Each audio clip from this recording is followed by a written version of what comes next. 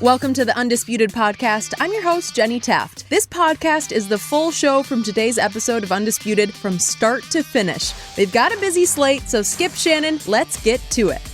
Welcome to Undisputed. We are live from Los Angeles. I'm Jenny Taft here with Skip Bayless and Shannon Sharpe. Guys, how are we doing this morning? Good, not as good as... My Cowboys cannot lose for winning. Exactly. I want to publicly thank the Philadelphia Eagles, Eagles cry, for handing us back a 2.5 game lead in the NFC East, which leads to the question, would you like to buy your way out of your bet? Nope. You've got the field. Nope. You got the Washington team. You might tonight, be happy right? about that, but we're going to discuss something you not happy about. Old Lincoln, he coming to L.A., old big light Lincoln. You know what? Good riddance. Not good riddance. Good riddance. I'm sick of him. I'm done with him. No, he done with you. He done with you. USC can have him. Him and his defense. You Good see luck. that, Lincoln? You hear that, Lincoln? Yeah, All along, you thought he was your boy. Yeah. That's how he thought about you. He didn't That think news that. was quite shocking, and I cannot wait to hear more from both of you guys. But first, we got to talk about some of the action we saw yesterday, including this one. Aaron Rodgers and the Packers flexed their muscles on the Rams in a 36-28 victory. The reigning MVP threw 2 touchdowns and ran for another. And meanwhile, the Rams lost their 3rd straight game yesterday as OBJ caught his first touchdown as a Ram, but only pulled in 5 of his 10 targets. So, Shannon, how surprised are you that Odell, Matt Stafford, Von Miller, the Rams were dominated yesterday in Green Bay? I was very surprised, Skip. I wasn't expecting the Packers banged up offensive line. They're without their 2 best offensive linemen. Bakhtiari can make a case that he's one of the 2 or 3 best offensive linemen in all of football. Jenkins was doing a great job. He switched from the right side to the left side and was doing an outstanding job. I just knew, Skip, with the addition of Von Miller, with Leonard Floyd and Aaron Donald, they were going to be able to generate pressure. They're going to play the run on the way to the quarterback, and they was going to make it very difficult. But for the most part, Aaron Donald, 1 QB hit, 0 sacks. Von Miller, 1 QB hit, 0 sacks. Leonard Floyd, 1 QB hit, 0 sacks. That's not good enough. That's not good enough when you're on the road and you're going into that guy's, Aaron Rodgers' home, the Green Bay Packers. We know what they are. We know what they represent. I was also surprised by how well the defense, the Packers' defense, did on neutralizing the Rams' offense, Skip. And it got off to a very shaky start for the Rams. Matthew Stafford fumbled the football, throws a pick. They just did not play well yesterday, and they haven't played well for a while. 3 straight games in which Matthew Stafford has thrown a pick 6. The longest streak since Matt Sharpe, I think, in the early 2010s, through 4 straight. He did. You're not going to beat a team like that. Okay, Skip, it's a 2017 ball game coming out of the half, and you get a situation where you go 3 and out, and then the next possession you turn the football over, and you also muff a punt. You're not beating good teams, especially on the road. You're not beating them at home, but you're definitely not going to beat them on the road, Skip, playing like the Rams have played over the last several weeks. Hence, they find themselves in this position.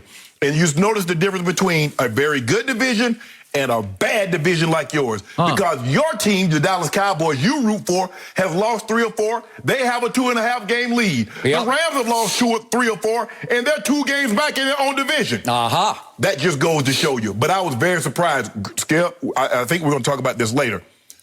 Green Bay looks legit. That defense, without Jair Alexander and without Zadarius Smith, they got Kenny Clark back. Rashawn Gary's playing really well. Preston Smith is starting to exert himself. Skip, they real. Defensively, they can get after your quarterback. They lock you down on the back end, do a good job. But offensively, I was very, very surprised with the ease in which seemingly Green Bay had at moving the football against this Bonnet Rams defense. So, I believe that when we adjourned our show on Friday, I had actually picked the liar, as in Aaron Rodgers. You did. To beat Odell and the new-look Rams, correct? You did. And yet you are the biggest Aaron Rodgers fan, but you picked against him because you couldn't stand for Odell not to have a big game on the national stage in his 2nd game after a bye week with the Rams. I thought and he played better. He played better. Did he really? Yeah, he did. He played better, Skip. He finally got loose for a touchdown pass, which covered 54 yards. At that point, they were down 36-17. So I'm not sure that had a huge impact on the scoreboard. If we take that pass away, he caught 4 other balls for a grand total of 27 yards. So I'm not sure that was all that much better than the first time around, which came on Monday Night Football against the San Francisco 49ers at San Francisco, and it was 31-10.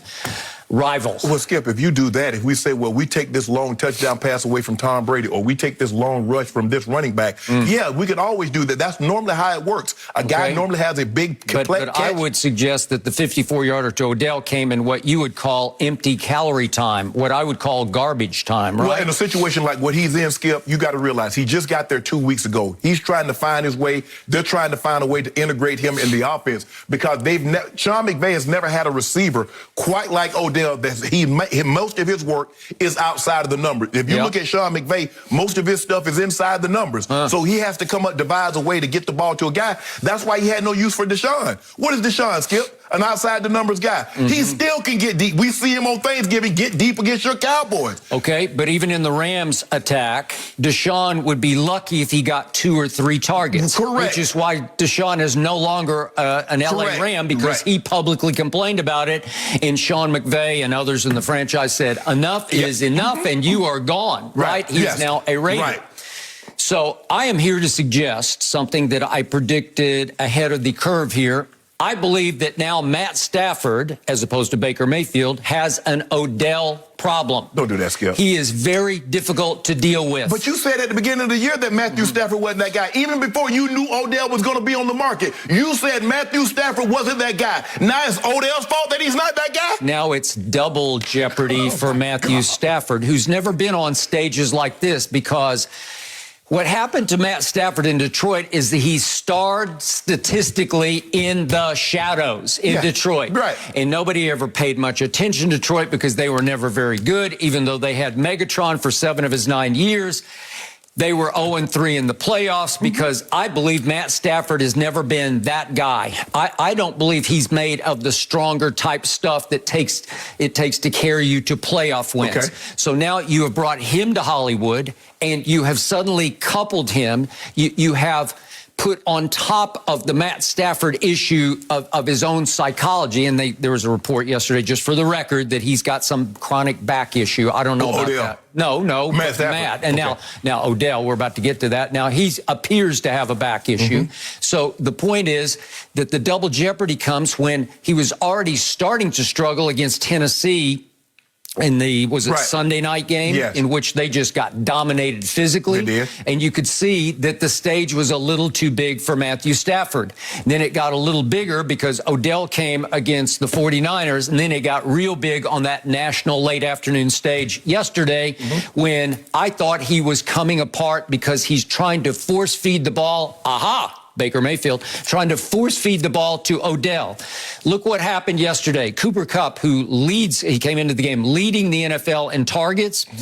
He got 10, but guess who else got 10 targets yesterday? Odell. Right. And guess who else got 9 targets? Well, they're still trying to keep Van Jefferson in the attack. What did I tell you? This is why they Skip. You saw Van Jefferson. Yep. You talk about Matthew Stafford in the moment being too big. They're throwing the ball and the ball hitting Van Jefferson in his head.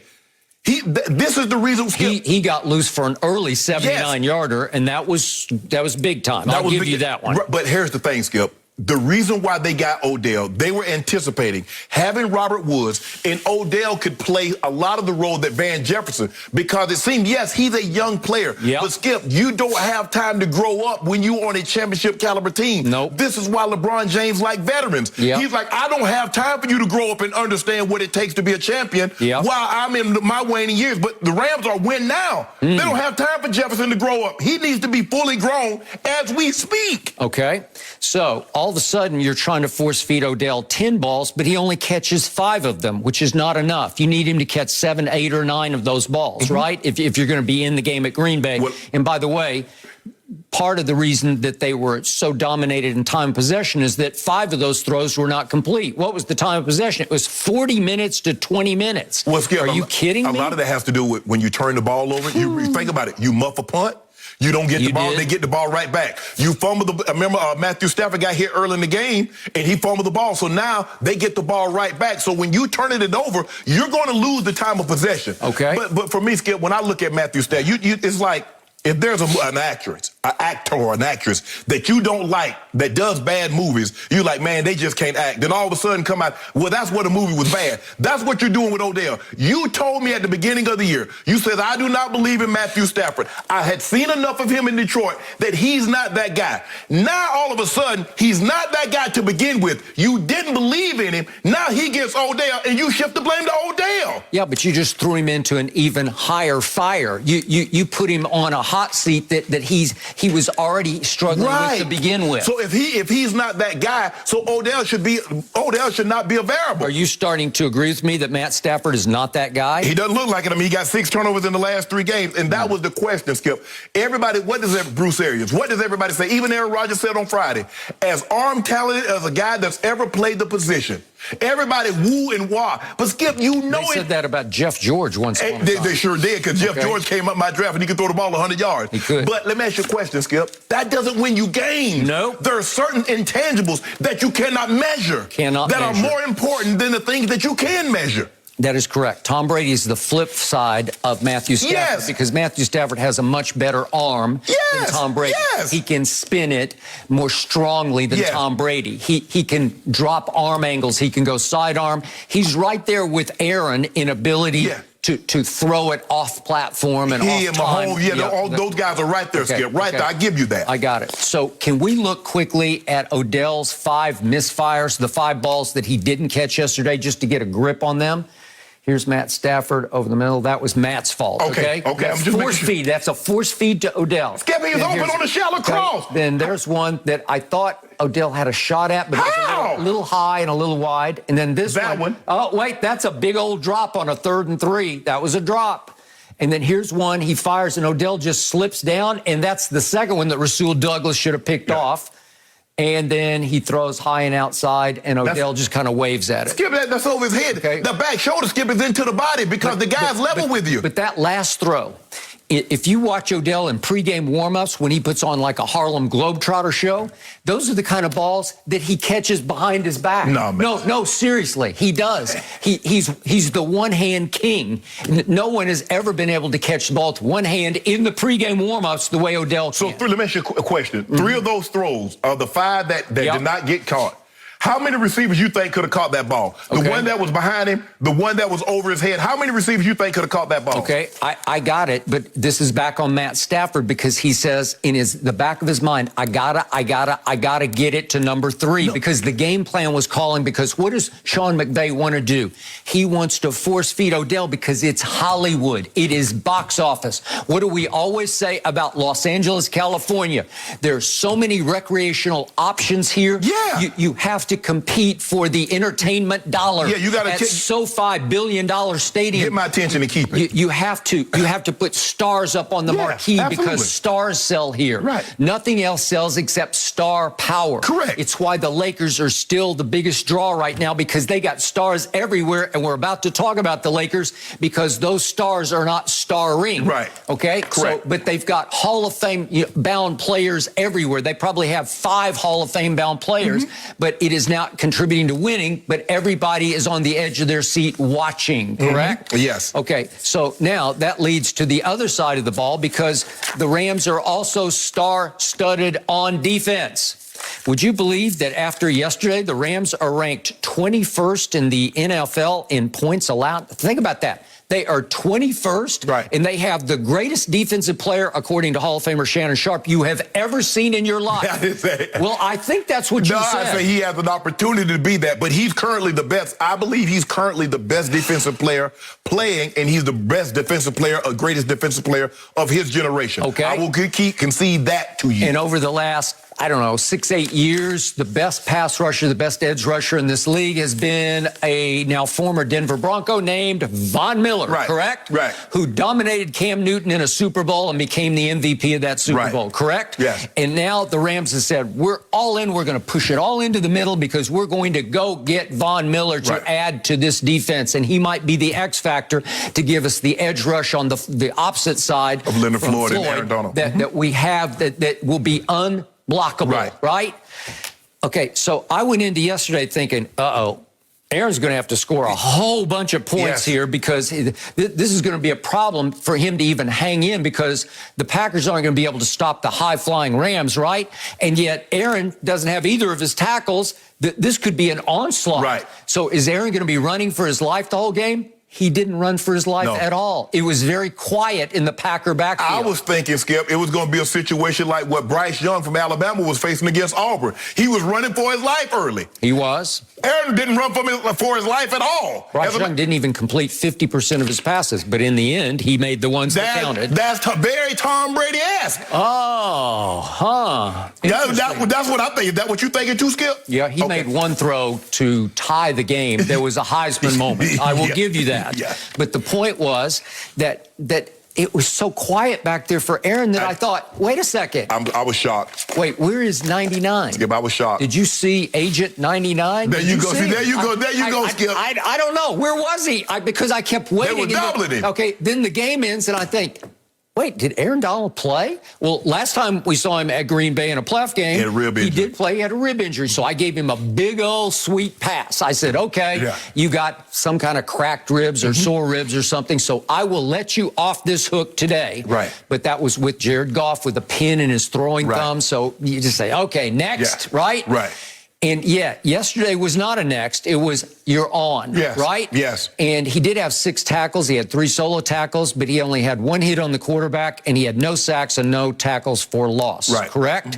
And Von Miller had 1 tackle for loss and 1 hit on the quarterback, but was very quiet otherwise. Right. So neither Von nor Aaron sacked Aaron. Right. Correct? Right. Okay, so how do you justify that? Because I cannot. There's no justification for it, Skip. There's no justification. This is a game. This is why you put Aaron Donald, Leonard Floyd, and Von Miller together with Jalen Ramsey on the back end. This is why you get this collection of talent for a game of this magnitude. We're on the road. We're in Aaron Rodgers' home. This is where you rise and shine to let everybody know we are legit. You could have gotten the world, you could have gotten the NFL world's attention today had you gone there and taken care of business. But you're not going to beat a team of Green Bay's magnitude. You're not going to beat the Buccaneers. You're not going to beat a Cardinals team. You turning the ball over 3 and 4 or 5 times. And you saw what happened. You look at the Colts, they turned it over. We're going to talk about this, Skip. They turned it over, I'm going to say 4 times. The last one, that was over. But you turned it over 4 times, Skip. You see what happened? They got 38 points. You see the Rams turned it over 3 times. Aaron Rodgers got 38 points. You turn it over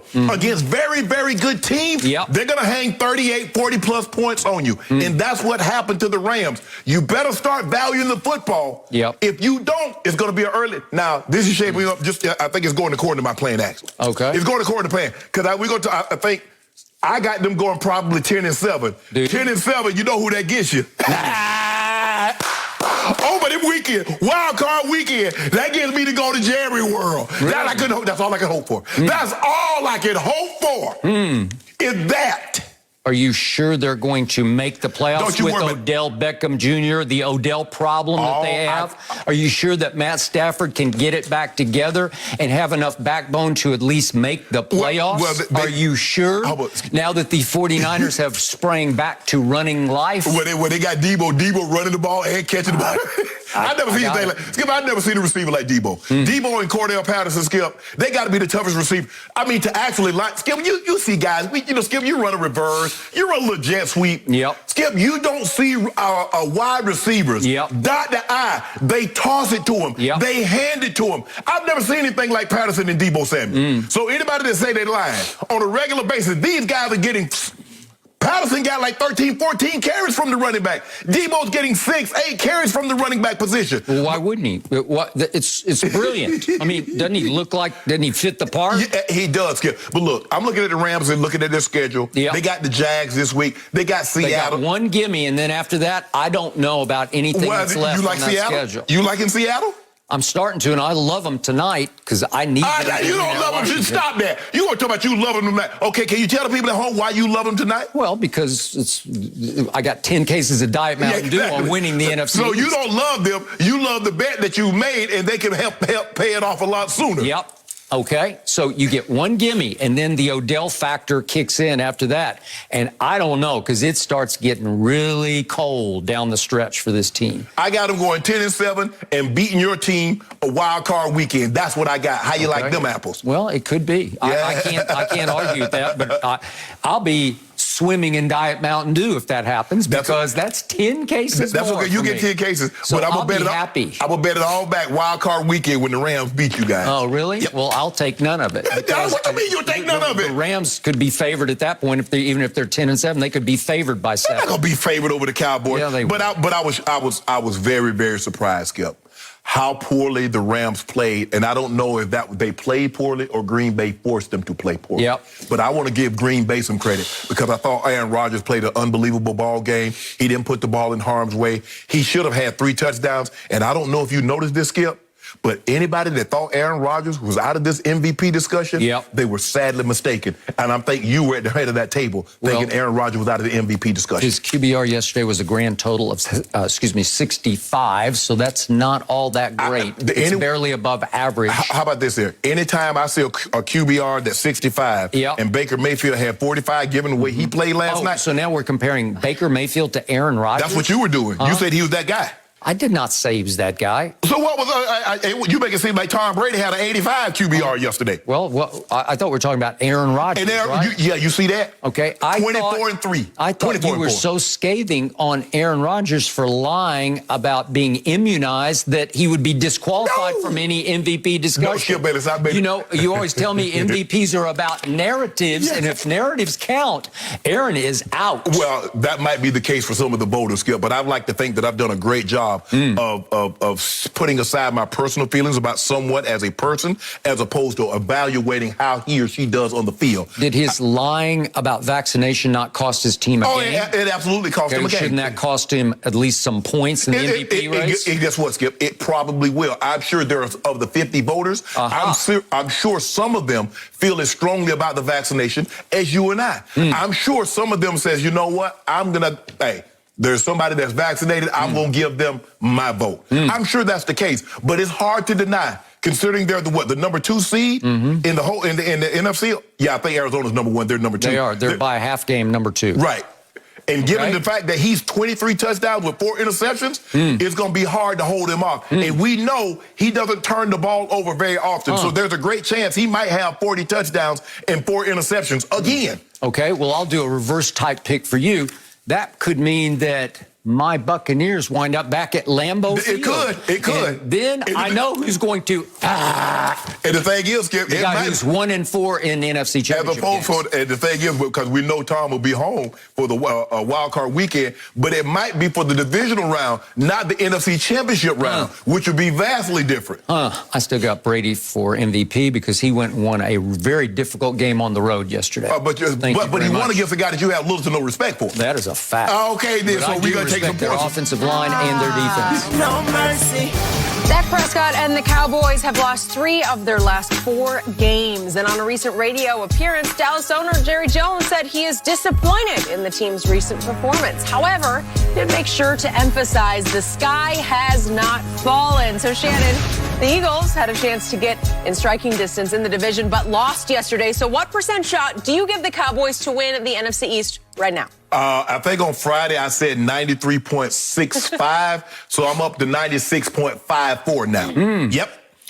Because think about it. As Jenny was in the read said, they had lost 3 or 4, and they still have a 2.5 game lead. That lets you know how poorly, how awful this division is. Because normally when you lose 3 or 4, you remember what happened in Buffalo? They lost 3 or 4, and now they find themselves 2 games back of the AFC East, which I told you. We're going to talk about that a little later, too.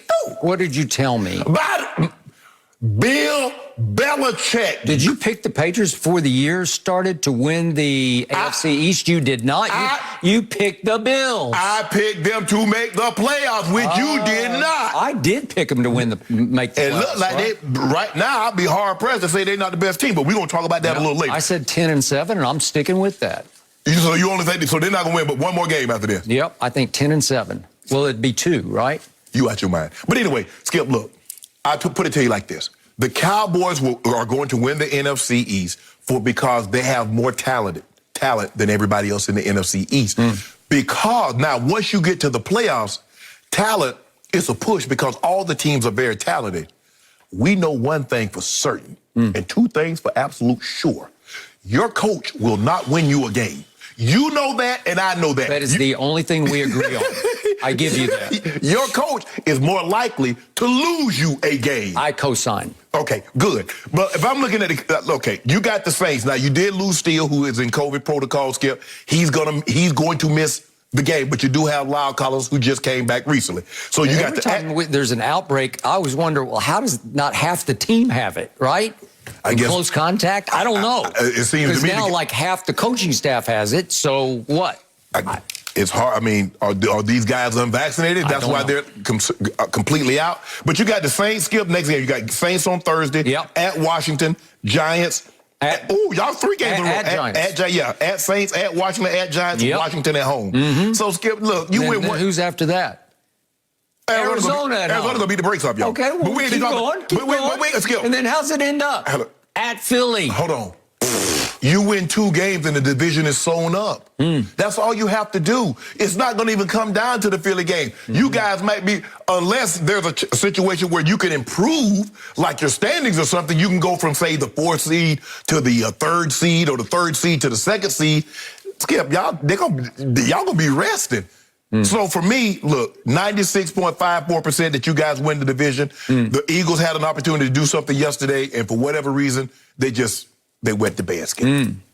Okay, my turn. I told you on Friday morning, I figured my team had a 49% chance because the glass was no longer half full because the glass was broken. But thanks to the Eagles, cry, Eagles, cry. Yesterday, I was shocked by the outcome of that game at Giants. I'm going to up my percentage to 51%. I now give my team a 51% chance of winning this division by default. Exactly. We can't lose for winning because other teams keep losing when I least expect it. So to me, it's highly possible that right here, right now, my team wins the NFC East with a record of 7-10. That's what I think. It could be 7-10 for my team. Well, y'all ain't winning no division with no 7-10. That means we are 7-4 right now. That means we would lose out. Yeah, y'all ain't losing out. Okay. Well, are you sure about that? Yeah. Because I'm not sure. So Jerry Jones said, sky is not falling. This was in his Friday radio gig. So this is right after that nightmare of a debacle of a disaster that nearly killed me on Thursday night. And he used his favorite line, yesterday is as dead as Napoleon. Yep, Napoleon is dead. We all get that. So yesterday is as dead as Napoleon. He's going forward to the next day and the next day and the next day. Jerry, right now, my team and your team that you own and operate looks as dead as Napoleon. That's what it looks like to me because it has lost 3 out of 4. There was one glitch, one aberration that I cannot explain. Dallas 43, Atlanta 3 at Jerry World. I still can't fathom it. I try to make it go compute in my brain and it won't work. Even though, was Atlanta just without too many players? We saw they got Cordero Patterson back yesterday, and he's a sensation. Yes. He changes the way they play. He does. All right. So I look down the road and I say, who knows who's going to be healthy for the Saints this coming Thursday night? Are they going to get their 2 running backs back? Drew Brees ain't healthy enough to play, so. Is Taysom Hill going to start in place of Trevor Siemian? Because the defense is still legitimately good. I'm not going to call it great or very good. I'll just say it's legitimately good. It has not played up to its potential, but trust me, they will get up for the Dallas Cowboys because the Cowboys are despised by New Orleans Saints fans. That building will be on fire on this coming Thursday night. But at the end of the day, Skip, even if you hold them down, the Saints are going to have to do something offensively. Okay. I mean, the Saints can't hold them down for 35 minutes a game. Okay. At some point in time, your offense is going to have to do something. They can't turn it over. Okay. So to Jerry's point, fresh blood. All of a sudden, here comes back Amari Cooper. Thank you very much for not being vaccinated and cost us a couple of games. That's fine. But Amari comes back. CeeDee Lamb comes off the concussion protocol. And all of a sudden, the defense starts to get healthy because DeMarcus Lawrence is going to come back. And I think Neville Gallimore is going to come back. And I'd forgotten all about him because out of sight, out of mind, University of Oklahoma.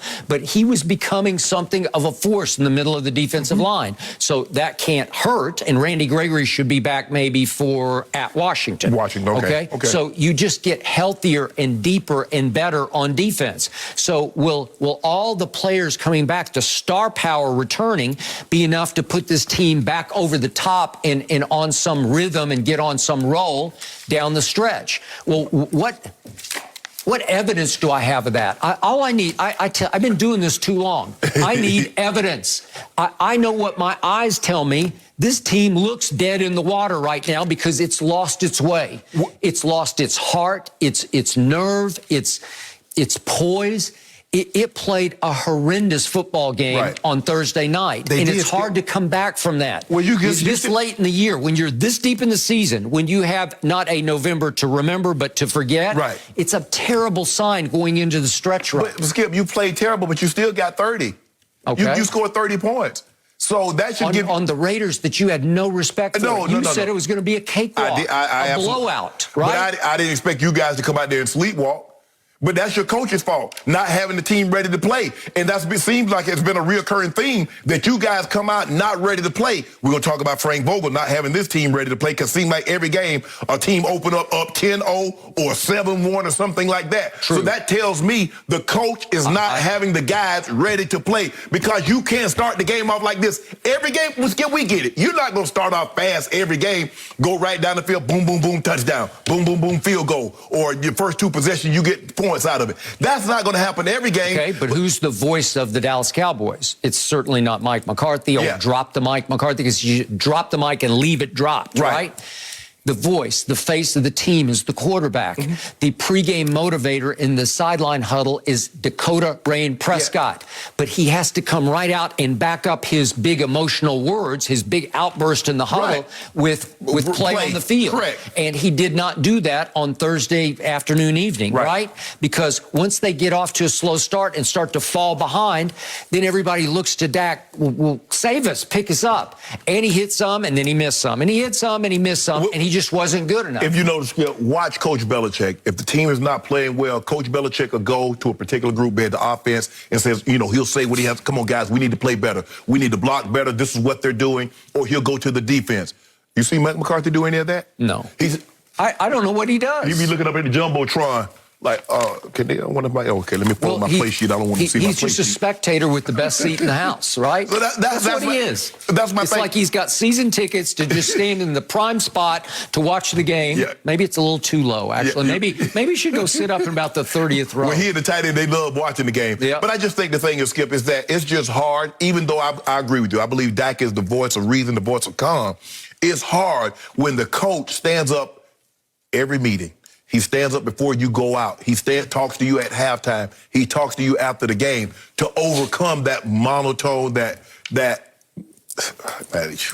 Okay, so the problem is on Thursday night, will my team walk out on the field with the old proverbial, we can just roll our starred helmets out there and New Orleans will quit? No. Because we're back to full strength. We got everybody back. Let's roll our helmets out there and watch them lay down and die. Nope, they won't. That might have been the case, Skip, had y'all come back and won the game on Thursday. Had y'all won a couple of these games that you lost, that might have been the case. But I don't think you're going to have that problem to worry about on Thursday, because they understand that we're not nearly as good as everybody was hyping us up to be, and we had started to believe that we were, because everybody started getting a little chirpy. Even Steven and Jerry had started talking a lot more. Everybody had started talking about we don't want to be effed with, and now teams are going there getting 30 and doing whatever they want. They effing with you. Yep, I agree. For me, Skip, I don't think that's going to be a problem on Thursday, but I say this. At some point in time, it's all about you, the coach, saying, you know what, guys, look, I understand. We haven't played our best football over the last month, but everything that we want to accomplish is still in front of us.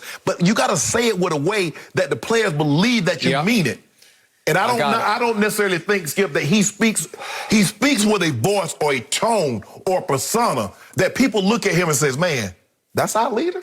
I mean, Skip, you got to look at a leader, somebody that's going to lead you in the battle. I agree. You got to oh, man, that joker fierce. That's the guy I want to follow. They're looking at Mike McCarthy like, Bro, you got monkey butt powder in your hand. I can't follow you. That's it. Over and out.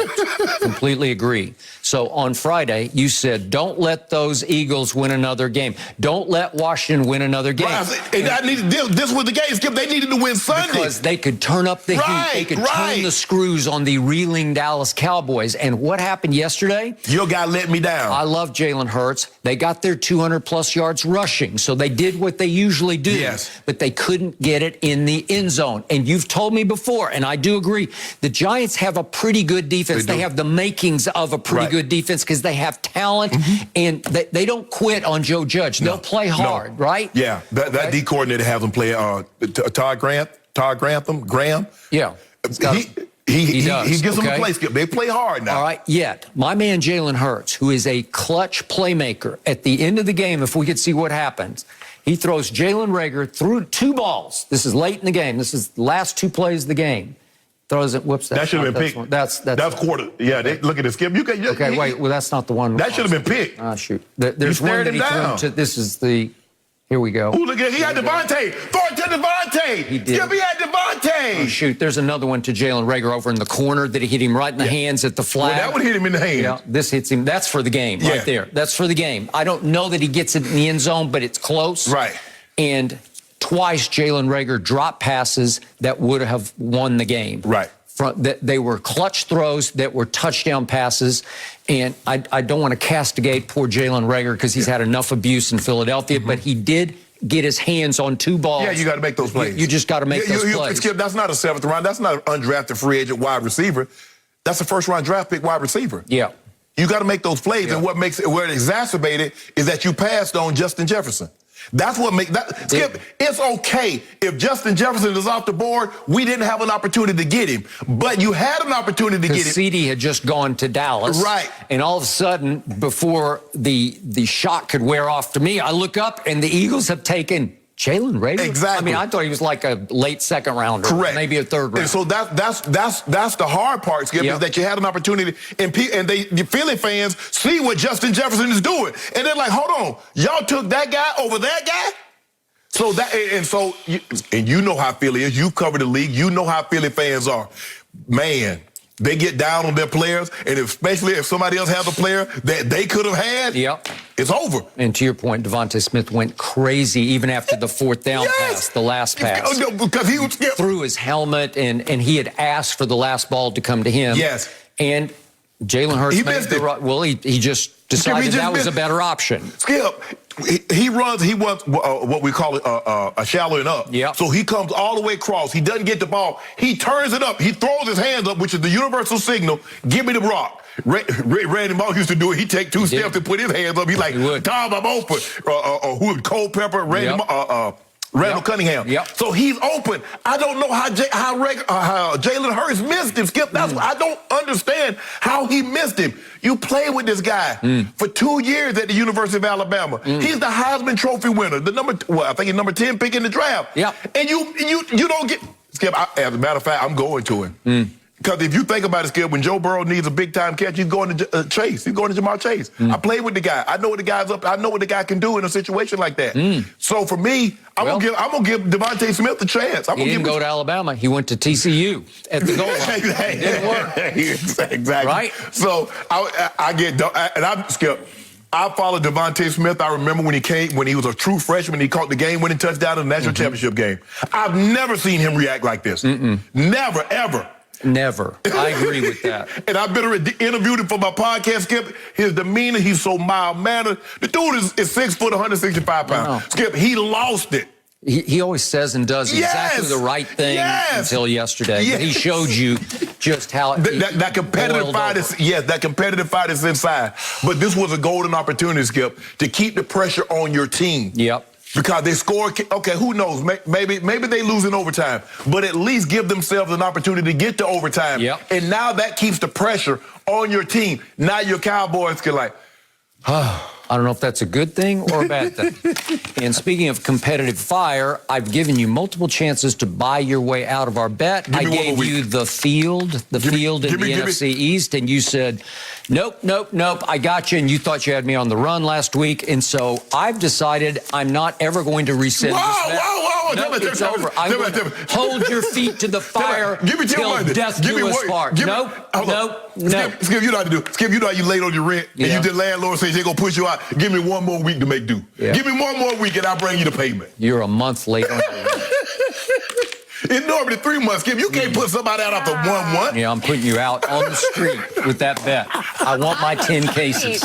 You've ridiculed my Cowboys too much. Have we had enough bets on LeBron lately? Because right now, I don't know what I'm going to get. Let's talk about the weekend he had. He handed his old friend, Isaiah Stewart, and the Pistons a 110-106 win last night, which was a good bounce-back win after starting their weekend with a triple overtime loss to the Kings on Friday. Laker Nation may have gotten an injury scare as the King was seen holding his side after some contact late in the game yesterday, but assured reporters afterward, quote, "I'm all right. I'll be ready to go on Tuesday." So, Shannon, what is your takeaway from LeBron's 2 home games this weekend?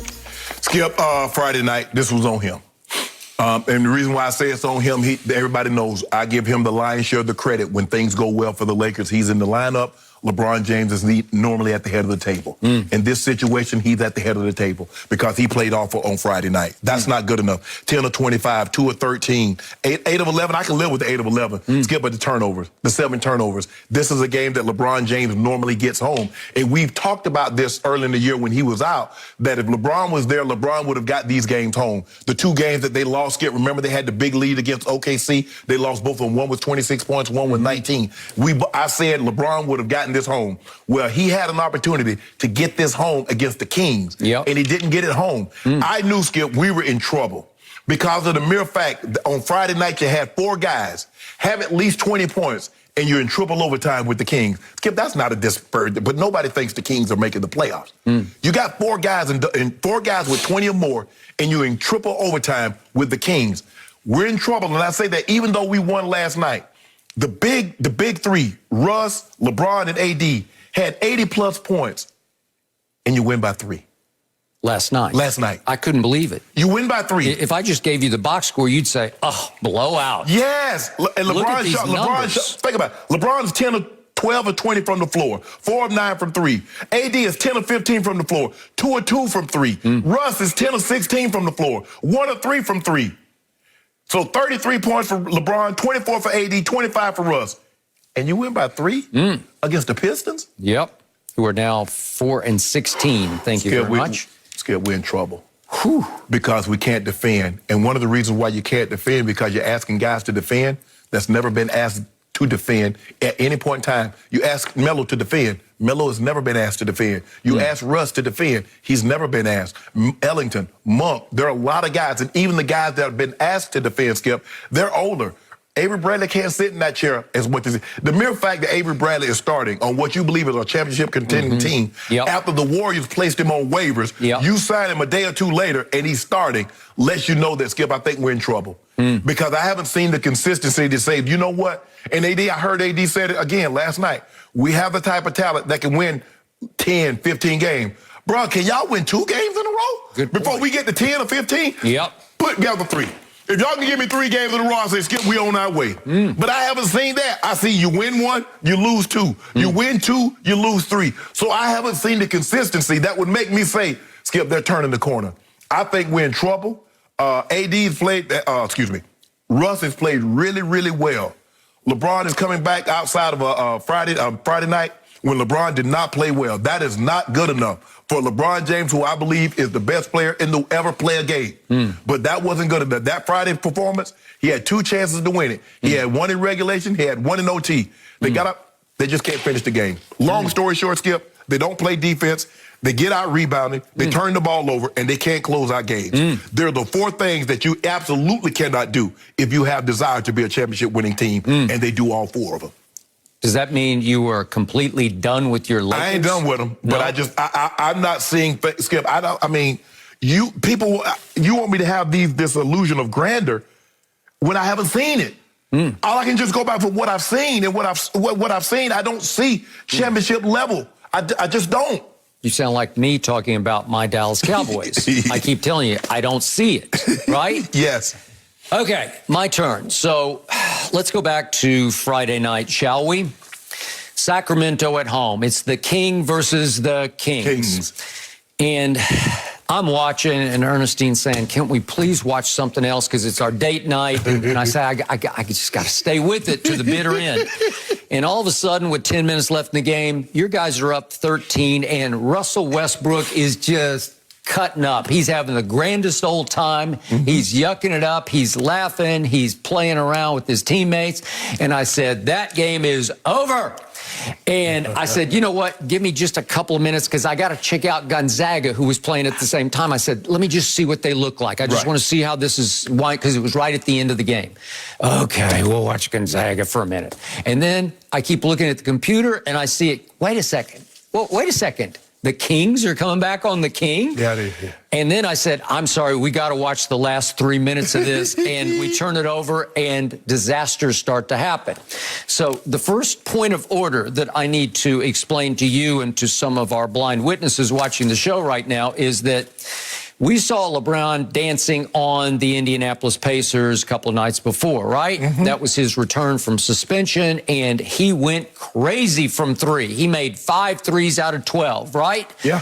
And in overtime, he was making them right and left and making fall-away jumpers, and he was going Sam Cassell. We're going to talk about his fine that he got for that in a few minutes here on the show. But if we could see what happened at the end of regulation on that night at Indy, and then at the end of regulation in the first overtime on Friday night at Staples, LeBron had 3 straight game-winning threes. Here's the one at Indy, and he pulled up. He could have driven that and shot the free throws, but he LeBricked that one, so there's one. Now, here's the end of regulation on Friday night. LeBron says, no, you don't got this. You're short. Could have driven it. Could have driven it and shot the free throws to win the game. I thought this was it, Skip. I thought that was this. And it's just a little short. Okay, so we've got 3 straight in 2 games, last second misses, and you keep telling me he's the GOAT, and that looked phony GOAT to me, those 3 misses, because that's 3 in a row in 2 games. It's hard to miss 3 game winners in 2 games, but he did. Right?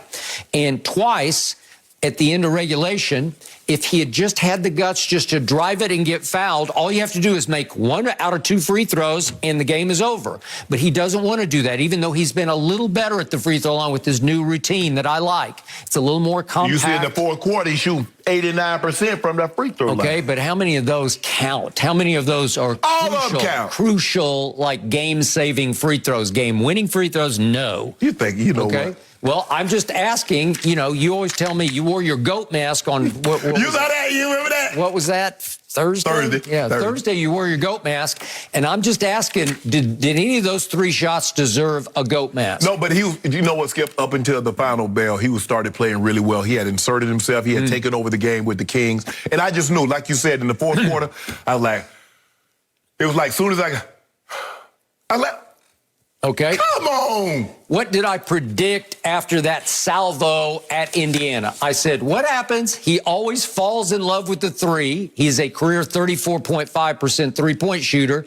And the next game is almost always a disaster. And what happened Friday night from 3? He shot 2 of 13. 2 of 13, so he goes 5 for 12 and then 2 of 13. And last night he was a little better. He made 4 of them, but would you believe he missed his last 3 to go 4 of 9, and his 3 misses helped the Detroit Pistons to creep back into that game, because once he fell in love again, it's like, I got this, and it's like, no. I agree. Sometimes I believe that LeBron, even though, they're leaving him open, I believe he can get a better shot. I believe he can get closer. I believe he can drive the ball, and even if he doesn't go all the way to the rim, he can kick it to someone else. I believe sometimes there are better options. But, Skip, when I look at this offense, what is it?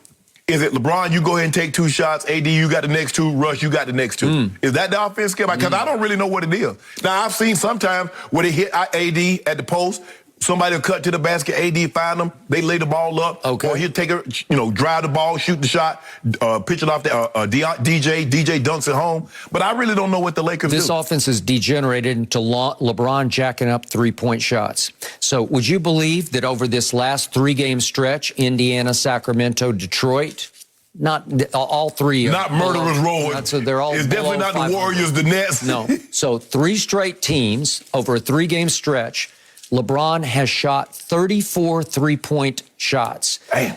Would you believe that's the most in any 3-game stretch of his career by 2? Oh, yeah, I definitely believe that. I didn't know it was that many, but I definitely would have believed. I hope that's the most in his career. Okay, and he's made 11 of those 34. So right here, right now, LeBron from 3 for this season is 34.4%. That's about his career That's average. exactly on his career. His career is 34.5%. So he's just a tick under his career average because he has reverted to the mean, as the statisticians say. He has become what he always was. He is a below average three-point shooter. But we're going to end the season at least 37%. Are you really? Because yes. Would you believe that you are now attempting per game 8.5 a game? Last year, you had your career high, as you did the year before, which was only 6.3 attempts. So now you're shooting more than 2 a game more, which is a whole lot more over time. Yeah. So all he's doing now is jacking up threes at an alarmingly high rate and not making them any more than he's ever made them in his career. That's going to change. Is it? Yep. We're going to get that get back. We're going to get that get back tomorrow night on Sacramento. It's at Sacramento. Yeah, we're going to get that get back. Are you really? Yes, Because we are. Can I get a case? It was ironic that, we'll see about that tomorrow. It was ironic that the guy who kept making the clutch shots on Friday night in the 3 overtime was the guy you wanted. It was Buddy Hield. Buddy Hield was out kinging the king at the king's house. He hit one from about 35 feet out at the top of the key straight on, and then he hit a step back on LeBron from about 14 to 16. Okay. And then I watched him last night, and they lay an egg to Memphis. De'Aaron Fox, like he played like he ain't never seen a basketball. Well, Marvin Bagley looked terrible. Buddy Hield couldn't throw it in the ocean. They were spent from their 3 overtime victory over the Lakers, you right? like that. You was loving every second of that. I loved every second. I know you did. It was stunning. Because they kept taking a lead and then blowing the lead. I just skipped that first overtime. We jumped out to that lead. LeBron had 6 quick. I was like, oh, yeah, we got these boys. Yep. Got them. And here they come. Would you believe that the Lakers have blown more 10-plus point leads than any team in basketball so far? I can believe it. I can believe it. Would you believe that last night, late in the third quarter, they're up 19. 8 minutes and 14 seconds left in the game. They're up 17, and it got all the way down to 3. Yes. Actually, it got down to 2 at the very end. I can believe it. Because we don't close. I say we, the Lakers. I root for the Lakers. The Lakers cannot close. When you turn the ball over, Skip, when you don't rebound the basketball, they just refuse to guard the 3. I look at Stu's comment every time he says, okay, what are the keys to the game? Yep. Guard the 3, rebound, points in the paint. Yep. We lose all the time. Skip, how do we lose? Skip, how would DeAndre Jordan, AD, LeBron, and Russ, you lose every rebounding battle every single game? How? Russ damn near averaging a triple-double because he gets 10 rebounds a game. AD. They got out-rebounded by the Pistons last night, 53-42. You like that? No! The Pistons are 4-16. And the Pistons are, Skip, they ain't got no 6'10". No. Jeremy Grant might be the tallest guy. How tall is Isaiah Stewart? 6'9", 10. Yeah. They got a bunch of 6'9" guys. They do. I mean, you can't get out rebounded every game. Yep, you cannot. Which brings me to an anonymous quote I saw from a rival assistant coach in the Los Angeles Times that said of the Lakers, they're old and they can't stay in front of anyone. They cannot. A year ago, they were number 1 in defensive efficiency in the league. They have plummeted to 16th overall in defense. And would you believe your man, the king, LeBron James, the quote-unquote best player on the planet, the quote-unquote GOAT, has dropped to 275th in defensive efficiency, his overall individual rating. Yeah. 275th? What has happened? They don't guard anybody. They don't. They don't guard the three-point line at all. You can get threes like crazy. You just have to make them. Yeah, here's the thing, though, Skip. The reason why they can't guard the three-point line is because nobody can stay in front of anyone. Yep. So now you got to come help, and guess what? Drive and kick. And guys are wide open. I watched Russ guy get 3 consecutive layups. And Russ don't know where his guy is. He looking around, and the guy back door, whoop. He looking around, the guy goes up and on the other side. I watched 3 consecutive plays in which Russ gives up layups. Because they can't defend, Skip. You can't win a championship if you can't defend and you can't rebound. 2 things that'll win you a championship is rebounding and defending. Correct. Because there are going to be nights that you're not going to be able to put the ball in the basket every night. So who has saved him regularly, repeatedly at Staples in the last month, 6 weeks? It has been Oh, Carmelo Anthony. Welcome back, Carmelo. Last night he was 0 for 4 from 3. Who's been a little bit of a revelation early on? Malik Monk. He was 0 for 3 from 3. Interesting. But he's closing games for him now. He's in the closing lineup. And then every once in a while we have Avery Bradley Memorial 3-point games. Remember one against the Clippers a couple of years ago? Last night, Avery 0 for 4. So if you don't get those 3 guys draining threes, you have problems. Because the other guys are stat machines. LeBron, Westbrook, obviously, even AD. They're stat machines, but they're not winning machines right now because the team is 11-11. Right. I mean, our bench got killed last night. I mean, I think the Pistons had, 30, 40, 42 points, and the Lakers had 19 bench points. Wow. Can't believe it. Shannon Sharpe is giving up. I didn't. Let's skip. That's what I see. There you go. That's not what I said. You're in trouble. Yeah, we are. That don't mean I gave up. Okay. Maverick, did you hear this? Rich Paul, did you hear this? I think deep down inside, they probably huddling around the table like we in trouble. Yeah, we got a problem. Yeah, they know. Meetings. They watching the same games we're watching. Trust me. And LeBron's still grabbing his tummy like, I pulled my ab muscle. No mercy. Mac Jones, Bill Belichick, and the Patriots won their 6th straight game yesterday and look to be a lock to return to the playoffs for the first time in the post-Tom Brady era. Meanwhile, TB12 and the Bucs got a big win over the Colts to improve to 8-3. That one came down to the end. So, Shannon, who's got a better shot at getting to the Super Bowl, Belichick or Brady at this point? Skip, right now, I think it's the Patriots because I think they're the best team in the AFC. You look at what they can do offensively. They got Mac Jones playing at a very consistent. He's getting better and better every week. They're running the football. They're not asking him to do a whole lot, but when they ask him to do a task, he understands the assignment and he completes the mission. So I love the way he's playing. What they're doing at a glaring rate, Skip, they're taking the ball away. I've never seen anything like with J.C. Jackson. It seems like the ball's in the air around him. He's like Trayvon D. But he keeps it going. He's punching. Foreman is getting away. He's about to break away for a touchdown, Skip, and he comes up out of nowhere, punches the ball out of the hand. What has he got? Another 4 turnover day? You're not beating a team. You turn the ball over 4 times, Skip, on the road. And that's the second week in a row the Titans have had at least 4 turnovers. Because Tannehill threw 4 picks last week, and now they followed it up with another 4 turnover game. You're not beating a really good team. And they lost to a bad team last week, the Houston Texans. But a good team, which I believe that the New England Patriots are a very good team, Skip. You turn the ball over like that, you're not winning. Number 1 in scoring offense and defense during the 6-game winning streak, Skip. I thought the Bucs did a great job of taking the ball away from the Colts, but I thought the Colts got away from what they like, what they really do, Skip. And I think sometimes we do that. We do that a lot of times, that we have something, we start being good at something else and we forget where our actual bread is actually buttered at. And I thought the Colts, I understand. It was great. You saw walking to him, give you a glimpse of what it was in 2017, Skip. Wait, you mean give it to him? Well, he wasn't giving to him early, Skip, but he turned it to give it to him at the end of the day. The strip sack, and I think Shaq Barrett turned the game around. He did, Skip. Remember last year, Patrick Mahomes, they were about to get it and put the nail in the coffin. He did. 17-7, about to go up 24-7. It looks like they're about to go up, maybe at worst case scenario, Skip, they're going to get a field goal. 27-14, possibly 31-14. Yep. Now, all of a sudden, you get Shaq Barrett strips the ball, Tampa goes down, scores. Comes right back with an interception.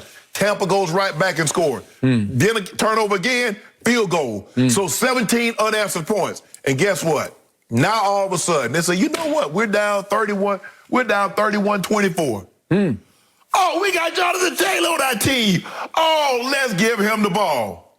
And right down the field, Skip. 8 touches on the last drive, in the end zone, touchdown, Tom Brady. Now, Leonard Fournette ended up going, I think he ran 30 yards for a touchdown to make it 38-31, Skip. But I thought that was the difference in the ball game, is that the Bucs defense did a great job of taking it away, because this game was about to get out of hand, and they're short, right on cue. Shaq Barrett comes up with a big-time play.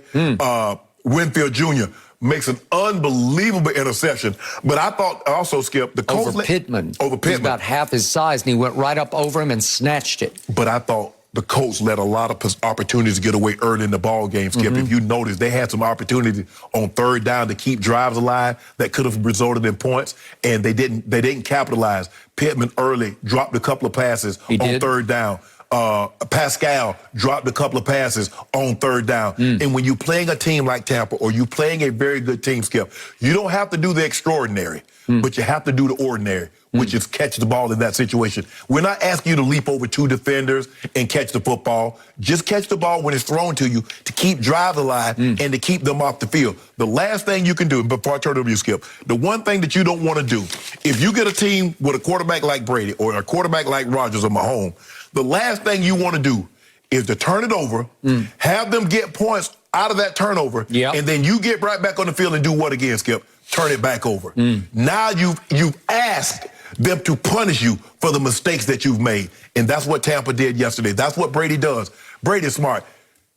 He take what he give him, Skip. If you look at his completions, 7 to Gronk, 7 to Leonard Fournette, 3 to Cameron Brate. That's 17 of his 26 completions went to someone other than receivers. And one last thing, Skip.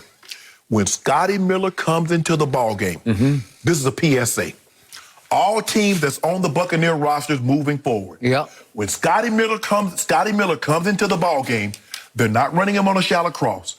They're running him on a go ball. He runs 4.3 seconds in the 40-yard dash.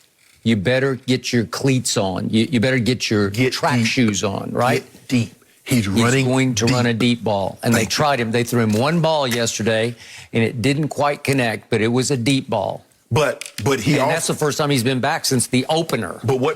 Okay, he got one pick, but what did he also do? He got a PI. So Tom Brady's like, okay, either he could possibly catch it or he'd go get a PI. We saw him a couple of times last year right before the half, Skip, get touchdowns. We also see him get deep PI. That's a spot foul. So even though he doesn't catch it, that's a 40-yard completion almost. Okay, big picture yesterday. We had 2 Diet Dew bets. I took Tennessee +7 at New England. That's what you gave me. And I gave you Carson Wentz, W-I-N-C-E, at home +2 points. That's what he did. So we pushed because the problem at Tennessee was that Tennessee went up and down the field. Would you believe that the Titans had 270 yards rushing? 270. They had 2 backs over 100. Against Belichick at Foxborough, 270. But every time they began to drive it deeper and deeper into Patriot territory, something went wrong. Either Ryan Tannehill threw it to the wrong team or they fumbled and fumbled and fumbled and they gave it away 4 times in Patriot territory. One, the interception that was into the end zone by Tannehill that got picked, J.C. Jackson batted up in the air, and then that's the end of that deal. So I had my chances to keep it fairly close. But to your point, I will give you this. Mac Jones played very efficiently well. He's starting to throw it a little deeper down the field, but when he gets in the red zone, any of his fade routes, they're just beautiful. They're like things of beauty. They're Brady-esque. I will give you that. And their catch and runs, their yards after catch are getting lethal because he can hit Kendrick Bourne on a crossing route. He'll just turn it up for a touchdown, okay? So I'm going to give you all of the above. They have come alive after they lost their first 4 home games. So big picture, if we look at Mac Jones, his QBR is now up to 53, which is just barely above average. That ranks 14th in the league, which is, for a rookie starter, I'm going to give him high marks. Skip, do you think they're grading QBR? Because I've never seen the QBR so low and the guy be in first place. We normally see guys in the mid-80s be in first place. Matt Stafford is still tied for first place, and he has plummeted. His average QBR the last 3 weeks has been 32. Right. But he started off so hot and high in the 90s that he's still hanging in with Justin Herbert here tied at number 1. Yeah, but that's in the 60s. Okay, got it. And Justin Herbert played bad yesterday. He played poorly at Denver, and Bridgewater got hurt. And here we go, Drew Lock. He came in and said, "No, Teddy Bridgewater had to come back in there." He had to come back in there. And by the way, Teddy Bridgewater ended up having the best QBR of the whole Sunday. Who knew?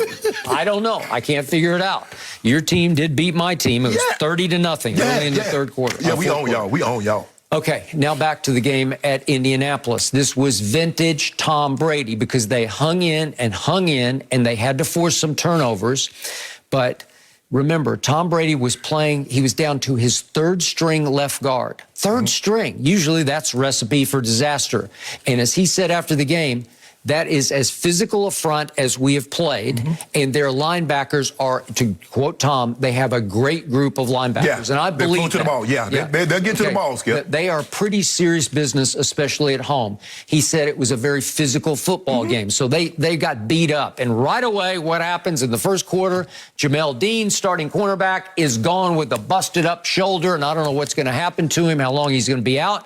But I'm down another starting cornerback. And then Devin White has some kind of hip injury to go with a quad injury, and he went out in the first quarter. He did try to return in the second half. He did not look like himself. And I'm thinking, wait a second, AB's not back yet. So, again, two favorite receivers for Tom Brady, AB number 1, Rob Gronkowski, number 2. So what happened yesterday? He mostly went to Gronk. Right. But what happens to Tom Brady? You get in his doghouse, because early on, if we could see a throw to Mike Evans, this is for a first down in the first series. If we could see this is to Mike Evans. And help me out here. What is he doing? Do you realize? If you saw 97. That's what he do. He wait a second. That's like... Is that not catchable? It's like a perfect pass. You see 97 right there? Mike Evans ain't done the dummy. What are you doing? Watching 97. Mike, are you sure it's 97, or was he just not looking for the football? No, he's not looking for the football. Why would I go look for the football and I see 97? He gonna decapitate me. Skip, look at 97, what he does. I think he's going to run past 97. Okay. I think 97 was just as lost as he was. No. I don't see it. I honestly don't. I don't know what he's doing. What Mike Evans is trying to do, he tried to clear. That was kind of the end of the line for Mike Evans, because he didn't get many more balls thrown to him, because Brady's like, what? Because this is the opening drive, and you want to go set a tone. Right. That's for a first down on third down. And I'm like, well, Mike, because every once in a while he kind of goes to the moon. He just sort of checks out, like he's not all there. I don't know what happened.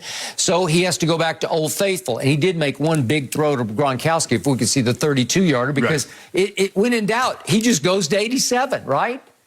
87, where are you? There you are. There's 32 yards. That's his biggest completion of the day. A little bit of run after catch, because he is a moose when he gets going, right?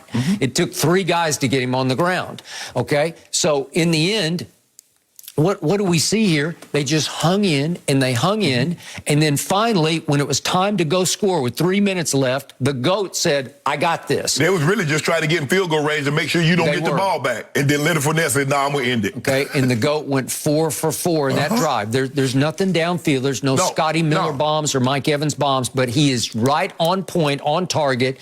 He is operating the offense at the highest level of efficiency, and they just go bing, bing, bing, bing, bing. And listen, Lombardi, Lenny, he took the game over. Skip. He just took it over. What do we say? When you play that shell coverage, the Colts play shell cover 2. Simple basic coverage. It seems like now everybody plays it, but especially if you have an explosive offense, because we don't want to give you anything deep. We want to make you nickel and diamond. So we don't believe that you'll stay patient. What did Tom Brady? Oh, y'all gonna give me Leonard Fournette in the flat? Okay. Y'all gonna give me Rob Gronkowski in the flat? Okay. Thank you. Y'all gonna give me this right here? Y'all gonna give me Cameron Brate right over the ball for 8 yards? Okay, I'll take it. Thank you very much. Tom Brady says, okay, I'll take it out and go right down the field. And Leonard Fournette started running the football. He ran them out of it. And then all of a sudden, when you started coming up, they hit you with a big play. And so that's what Tom Brady can do better than anybody. He's willing to say, you know what? I know these are only pennies. Everybody else want dollars. Tom Brady says, I'm going to take these pennies and make them add up to be dollars. As opposed to you trying to take dollars and I end up taking it from you and you end up with pennies. So Tom Brady says, I'm just going to take this profit, a penny here, 2 cents there, 3 cents there, and next thing you know, Skip, he's in the end zone. So he didn't have his best game. He threw for 226. His QBR was fairly low because it was a 43. Scale was 1 to 100. So it's a little below average. But I'm going to give him a B for yesterday, because I thought he played well enough to win a very difficult game against a red-hot team that had just annihilated Buffalo at Buffalo, beat him in their place. I gave him a B minus, Skip, for the simple fact is I gave him couldn't give him because he turned the football over. But the fact that he's willing to take all these penny profits, most people, Skip, I see a pin on the ground, I reach down and pick it up. That's the way Tom Brady plays. Depends for me whether it's heads or tails, but go ahead. I'm always calling heads. It's a waste. You call it tails, it's wasted. I know it's 50-50, but it always comes up heads. It seems like it to me. Tom Brady is the guy that, Skip, that he sees a penny on the ground, he'll pick it up. So he'll take a 2-yard completion as opposed to trying to force it and put the ball in harm's way. And that's what we saw yesterday against this defense. They're sound, Skip. They're sound. They're very sound physical defense, because we feel you're gonna get greedy.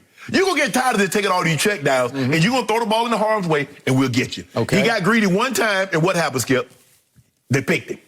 And Frank Reich said after the game, we knew we would have a hard time running on them, which they did. Right. Jonathan Taylor was on fire, and he finally got on fire when Tampa sort of called off the dogs and started playing more prevent-ish type. Right. They was worried about the pass and the guys. But here's the thing, Skip.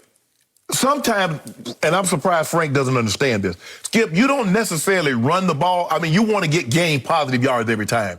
But you want to just sometimes just plant the seed that you will run it. Yep. What he allowed them to do was to, like, you know what, Shaq, just go get the quarterback. They're not going to run the ball. JPP, just go get the quarterback. Sue, just go attack the quarterback. And sometimes, Skip, you want them to think, man, this might be a draw. This might be a screen. This might be something else other than a drop back. Yep. And Shaq Barrett just kept getting closer and closer, and closer. And he finally bent the edge on Fisher. Skip, this is a very good offensive line. If you look at from left tackle to right tackle, you got Fisher, the #1 overall pick. Brady Smith is one of the better right tackles. That guard. Quentin Nelson is the best guard in football. Yep. And you got Ryan Kelly at Alabama at center, who's one of the 2 or 3 best centers in football. And they could not win the line of scrimmage for the first 3 quarters, 3.5 quarters. But sometimes, Skip, it's just the consistency. Just to like, okay, not, but. And the only way you're going to get Vita Vea is you can knock his tooth out. He got his tooth knocked out. That's the only way. That's all you can do to him. You can knock his tooth out, and he'll come right back in and get you That's again. a large man, Skip. It's a huge man. I mean, he ain't going nowhere, man. Okay, so back to Jenny's question. Tampa Bay is the team that's going to get to the Super Bowl because look at what they have left. They're going to win out because they go to Atlanta. It'll probably be a shootout. Matt Ryan. It ain't going to be no shootout. Yes, Stop it will. It was twice last year. It was Atlanta the last game of the year. But the GOAT's going to outgoat them. So it's at Atlanta, then Buffalo at home. I just like the Bucs at home against Buffalo. And then New Orleans comes. It's a revenge game on Sunday night. I think we got that. Buffalo going to get them. Okay, you think so? Yeah. You want a case right now? 2 cases? 1, 2, I'll take 3 cases. Give me the points. Whatever the points is. Whatever the points is, I want it right now. Okay, well, then we'll have to wait until that week. Okay. Okay, then at Carolina, I'm not sure about that one. Cam, we're going to talk about Cam in just a moment. Then they got at Jets and then Carolina Your at team home. in trouble. Yep. Yeah, that was there we you. go. Okay, so I just think they can win all those games. You think Buffalo? I think not. So what did they lost 4 games? They lost 3 games. 3. They'll be 13-4. They'll lose to Buffalo. I like 13-4.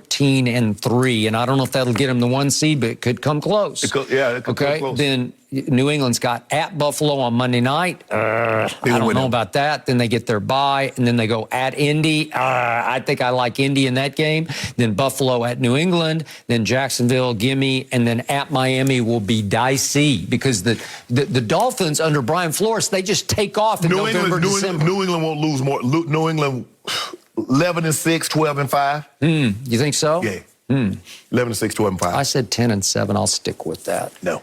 So the Super Bowl team of these two is the GOATs team. Thank you very much. Well, maybe it might be both of them. I'll take that. it might be both of them, Skip. Yep. Can you imagine? No, I don't want it to be both of them this year. It need to be next year. Next year? No, nobody need to get that but us. Oh, you want Brady to be 45? No, I want that to be on our network. Man, can you imagine the I got ratings you that go? for Man, no, I don't want that to happen. Okay, all right. Well, Brady would be right in the middle of his prime next year. I don't care. As long as if you're in the middle of the prime on this network, I'm all for it. Good. No mercy. Saturday, after finally beating Ohio State, Jim Harbaugh leads his 5th-ranked Michigan Wolverines into their first ever Big Ten championship game, looking to punch their ticket to the playoffs against number 16 Iowa. Coverage begins at 7 p.m. Eastern, only on Fox and the Fox Sports app. I am still coming down from a high after covering that one over the weekend. What a moment for Michigan and all those fans. And this one last night was a little interesting. The Ravens came out on top last night despite 4 interceptions from Lamar Jackson. However, a banged-up Baker Mayfield couldn't capitalize on the miscues, and Baltimore still escaped with a 16-10 victory. So, Shannon, give Baker a letter grade. F. Now, I want to know whose fault it is that Baker Mayfield has continued to struggle and the offense has continued to struggle since what was causing the problem has been removed. Now, I'm just trying to figure out how can a defense hand you 4 turnovers and you only score 3 points off of those turnovers? How can a team turn the ball over 4 times and still have 18 minutes time of possession more than you? You know how? Because you go 3 and out. You mean to tell me the Ravens had got held to 16 points? The defense, the Browns defense give their offense 4 turnovers and you scored 3 points? Three measly, stinking, pathetic, lousy points. That's what your guy, who I told you from day one, if Baker Mayfield was a 3rd or 4th round pick, nobody would be up in arms. It's the mere fact that he was the #1 overall draft pick. And everybody had these illusions that he is great when he's been average. The body of work says Baker Mayfield is average. Now, you can take Pro Football Focus and you can evaluate him over 11 games, but he's played 4 years. That's plenty large enough sample size to tell you what Baker Mayfield is, which he's average. Baker Mayfield in the 4th quarter, that's Skip Bayless tells me that's winning time. It does not matter the sport. Football or basketball, that's when you win the game. Baker Mayfield in the 4th quarter, 3 of 9 for 31 yards, 3 possessions, 0 points, 2 first downs. Got the ball with 1:10 left and down by 6. Baker Mayfield, Baker Magic. Couldn't even get a first down. Now, where have we seen this before? We saw this in Kansas City, opening Sunday. He had an opportunity. He didn't get a first down. They lost for the season. This is a large sample size. As a matter of fact, Skip, it's the same sample size that Pro Football Focus used when they gave you, say, he was the 3rd best quarterback. For the season, Baker Mayfield has the 2nd worst passer rating in the 4th quarter, only ahead of Justin Fields. Justin Fields is a rookie. With that, now, look at that offensive line that Baker Mayfield has. Oh, let's please look at it. Bitonio, the #1 rated guard, the right guard, the left guard, the right tackle. Now, the right tackle looked like he got a patella injury because he tried to stand up and that thing would look like spaghetti on his skin. He's been out all year and he comes back and in 2 plays he's gone again and he tore his patella. That's what it looked like to me. I didn't want to put that in there. The left tackle is out, so you have 2 all-pro tackles are out. Okay. But your guard is one of the top guards. 2 guards are 2 of the top guards in football. Center, one of the top centers in football. How did they run the ball, those guys? Whoa! No, this is not about running. This is about Baker Mayfield. Because I've been trying to tell you and others that like you that this is a running football team. And if Chubb and Kareem Hunt can't run it. So to your point, how did they run it last night? They don't need to be able to run it. They couldn't run a lick. Whoa, time out, Skip. This is about Baker Mayfield. You told me you didn't give me no grade over the last 11 games about Nick Chubb and Kareem Hunt. You gave me Baker stats, which you led me to believe that Baker was the reason why they was winning these games. You told me. 20 touchdowns to 2 interceptions. That'll work. Okay, well, give me that. That's over 11 games. What do you got right now? Okay, is it my turn? Yeah, he got that right now. Now, I don't know. Maybe Baker, you know what? I know what happened last night. Odell was watching the game. Odell was watching the game, and you and some other people gonna blame Odell for this. It's your turn. Thank you. I will blame Odell for a lot of what happened yesterday at Lambeau Field. No, I mean with Cleveland. Yeah, okay, we're talking about Cleveland. Yeah. So, I first guessed this on Friday. I told you Baker Mayfield, no way, no how should play in this football game. He's got 4 different injuries. He's wearing a shoulder harness on his left shoulder because it's fractured and a torn labrum. He's got a groin injury that kept him out of practice. He has not practiced for 3 weeks because he has a heel injury that completely dilutes all of his mobility in the pocket. Did you see him limping all over the field last night? He is a torque thrower. He whips the football because he's not the biggest guy. And if you take his torque away because he's got a groin injury and he's wearing a harness on his left shoulder, then his velocity falls by about 50%. He was throwing puff balls last night. He was floating softballs. I've never seen him throw with such low velocity. He should not have been out there.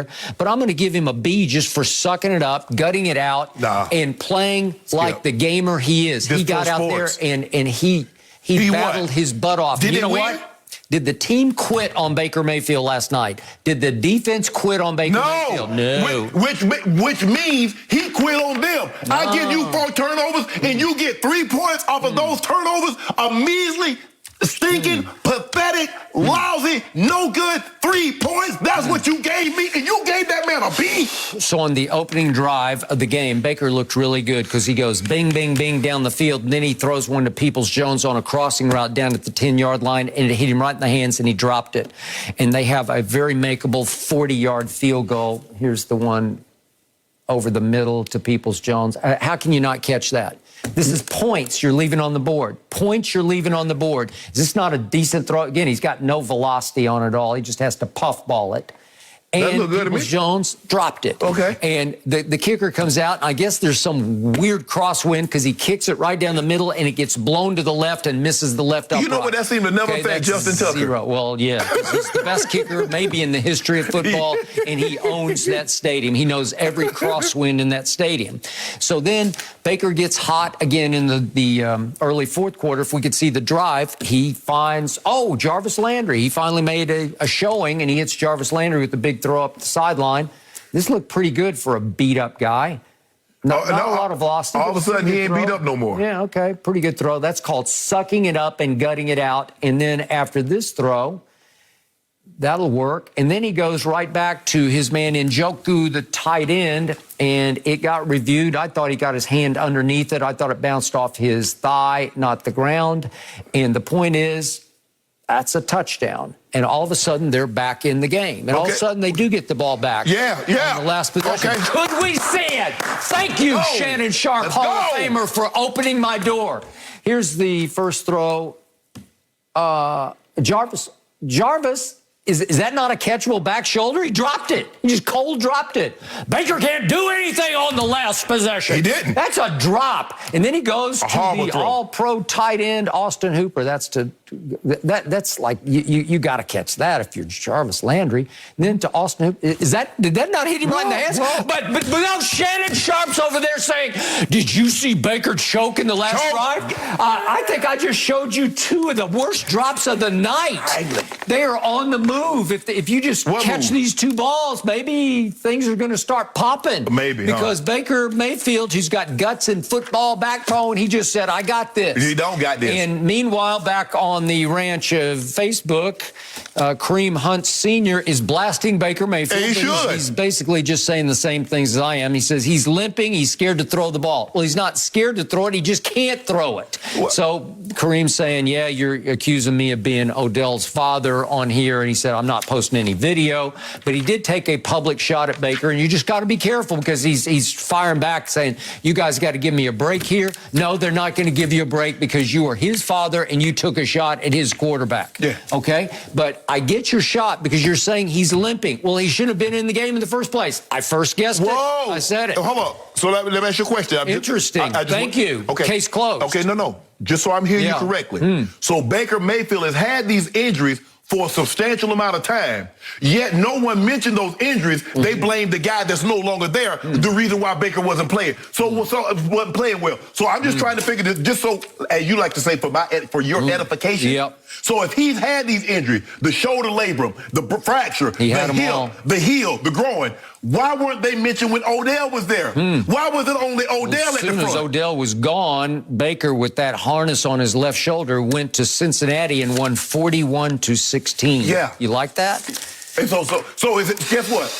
He left, and all of a sudden, he didn't have a groin issue. He didn't have a heel. He didn't have a shoulder. Had it all. No, he didn't. He won 41-16. Has not practiced for 3 total weeks. Hell, I couldn't tell he was practicing before. Have you seen him since he's been in Cleveland? Yeah. Hell, have he been practicing? Yeah. There's no possible way you can be as average as Baker Mayfield is in practice.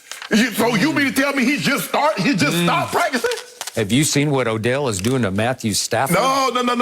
Whoops. Whoa. That's not what you told me at the beginning of the season. You told me because he had Megatron for 7 of the 9 years, and he hadn't done anything. That's what you said. Words out of your mouth, out of the mouth of babes. Yep. You said Matthew Stafford wasn't that guy. I did. Even when he was with Megatron. I did. Nobody has ever confused OBJ with Megatron. And now, thanks to Rams management, poor Matthew Stafford has gone from the frying pan into the fire. So, but hold on. I'm trying to figure out now, if he was never that guy, how does a guy coming in make him worse than what he was? That's because what you his told coach me. says we got to force feed Odell. Where's Odell? I got to find 3. Where's 3? So let me ask you a question. Baker Mayfield all over again. So let me ask you a question.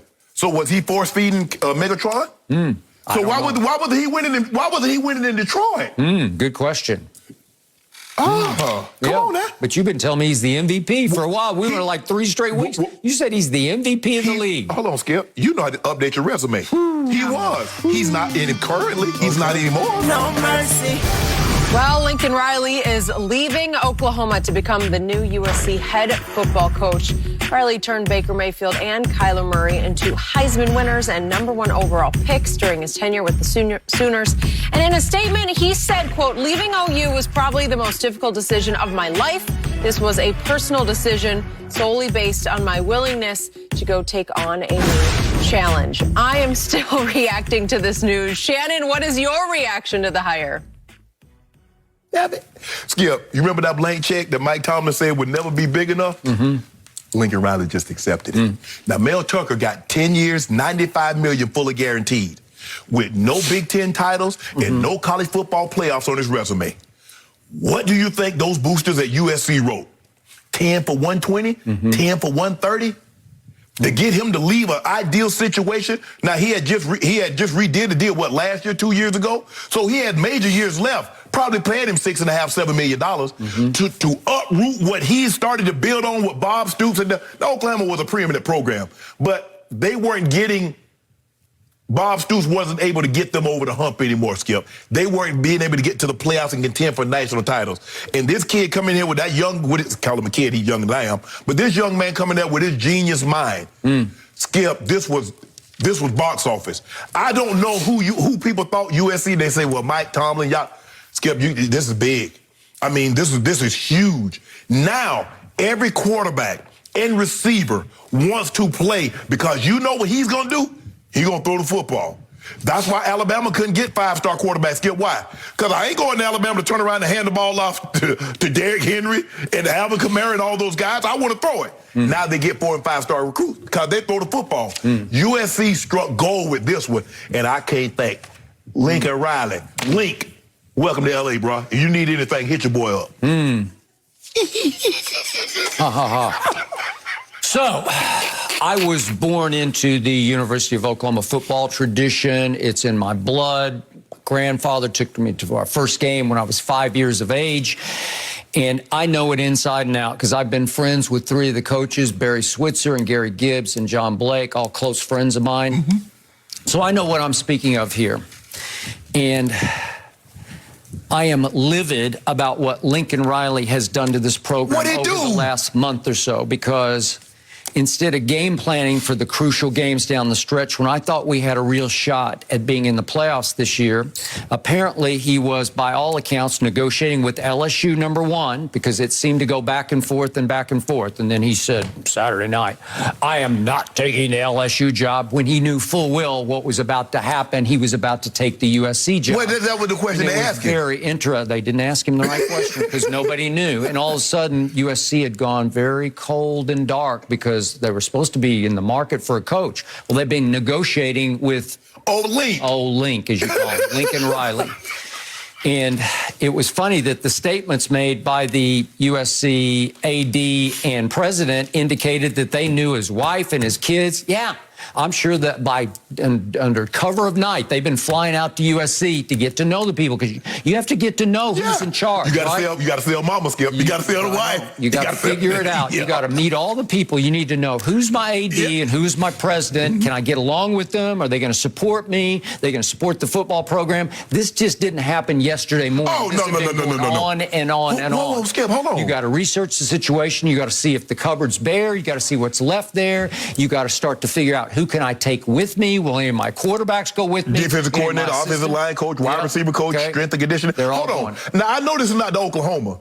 I know this is not the Oklahoma, Jenny, and people at home. I think you're talking to me. I am. I'm talking to people at home. I'm also hold on, Skip, let me ask you a question. Is this the same? Hold on. Jenny, I got it. My bad. Jenny, we good. Yeah. Is this the same OU that was negotiated with the SEC to leave the Big 12 in the dead of night, Skip? It wasn't in the dead of night. What did they tell the Big 12? Did they tell the Big 12? And thank you for bringing that up, because Lincoln Riley just chickened out, because he said he was the one who said, I ain't going to no SEC, because what have we seen over the last 3 times they've been in the playoffs? What have we seen? Help me out here, Mr. Sharpe. Y'all underperformed. 2017. Oh, we had the Heisman Trophy winner in Baker Mayfield. We had, a lot of people thought, the best offense in the land. We had the 68th ranked defense. And what happened when we ran into Georgia in the semifinal? We didn't just lose. We lost 54-48. And we gave up 527 yards offense because I kept telling you sitting right here, that is one of the all-time worst defenses for a good team I have ever seen in the history of college football, because Lincoln Riley does not care about defense. And USC last year was dead last in the Pac-12 in defensive points allowed. Right. So good luck. I want all those USC faithful out there to realize that you just got the no defenses coaching coach that you've ever had there. He's going to come in and you're going to go nowhere fast on defense. You better start winning some 55-54. Let me ask you a question. How good was your defense before he got there? Okay, how about this? Let's go to the second year, 2018. Oh, another Heisman Trophy winner, Kyler Murray. Really? We ranked 101st in points allowed in the country, 101st in defense, and we go up against Alabama. You say, I got this. Yeah, you got this because Kyler's going to do what Kyler did, and we lost 45-34, and Alabama rolled up 528 yards, another SEC team.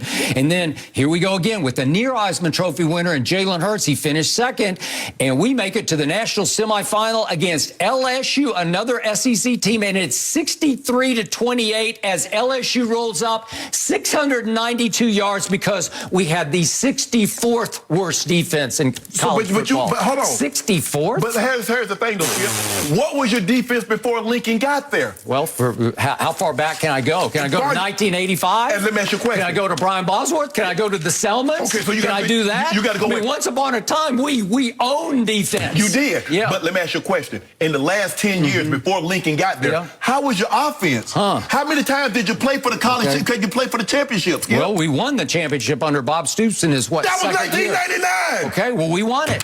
That's almost 20 plus years ago. Josh Heupel at quarterback. Maybe he's going to come back and save us. Do you remember what USC did to you?